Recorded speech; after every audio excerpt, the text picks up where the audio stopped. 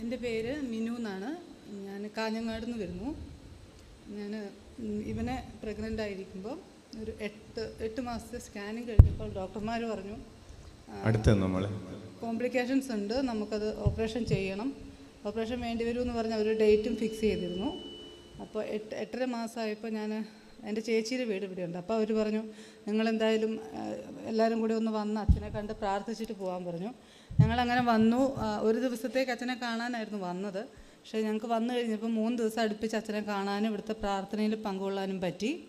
അങ്ങനെ തിരിച്ചു പോയി. അവർ പറഞ്ഞ ഡേറ്റിന് ഒരു 10 ദിവസം മുമ്പ് എനിക്ക് ചെറിയൊരു തലകറക്കം പോലെ വന്നു. ഹോസ്പിറ്റലിൽ അഡ്മിറ്റായി കഴിഞ്ഞപ്പം ഡോക്ടർ അന്നവിടെ ഇല്ല, അന്നവിടെ നിൽക്കാൻ പറഞ്ഞു.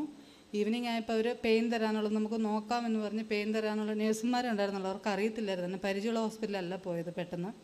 അപ്പോൾ നേഴ്സുമാർ ഇഞ്ചക്ഷൻ തന്നു. പിറ്റേ ദിവസം മോർണിംഗ് ആയപ്പോഴത്തേക്കും നോർമൽ ഡെലിവറി ആയി, കുഴപ്പങ്ങളൊന്നുമില്ലാതെ പ്രസവം കഴിഞ്ഞു. ഇപ്പം മോന് 10 മാസമായി. കരമടിച്ച് കർത്താവിന് നന്ദി പറയാം. പ്രിയപ്പെട്ടവരെ, കോംപ്ലിക്കേഷൻ ഉണ്ട് എന്ന് കേൾക്കുമ്പോൾ കാഞ്ഞങ്ങാട് നിന്ന് ഈ ആശ്രമം വരെ വരാൻ എത്രമാത്രം ബുദ്ധിമുട്ടുണ്ടെന്ന് നിങ്ങൾക്കറിയാം. എത്ര മണിക്കൂറുണ്ട് മോളെ?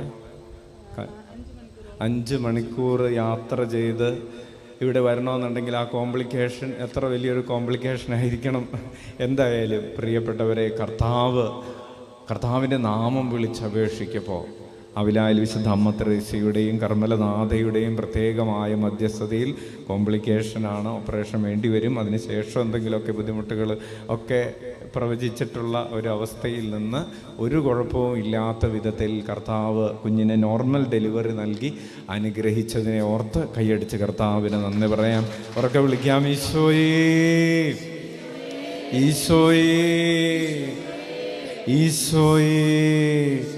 അത്ഭുതങ്ങളും അടയാളങ്ങളും യേശുനാമത്തിൽ സംഭവിക്കും കാലമല്ലോ.